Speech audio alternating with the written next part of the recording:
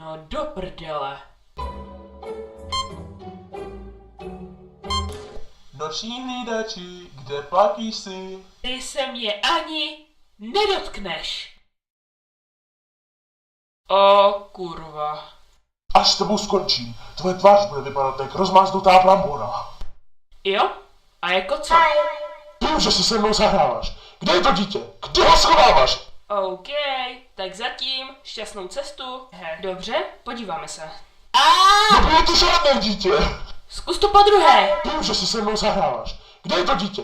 Kde ho schováváš? Vole, já nevím. Prostě Freddy je za tebou. Freddy? Ahoj.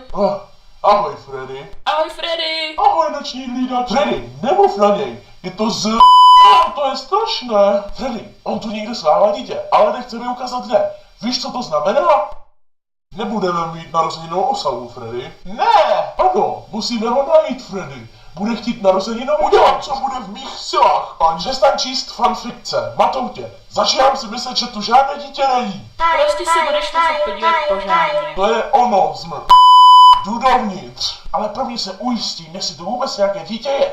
Tahle práce je totální vtip.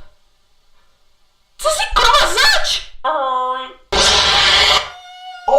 Tohle je moje šance překvapení.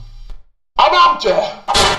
Au. Dostaň páčidlem, Díky, Foxy, za páčidlo. Foxy, co to Nevím, prostě se nudím. Prým tebe. Co?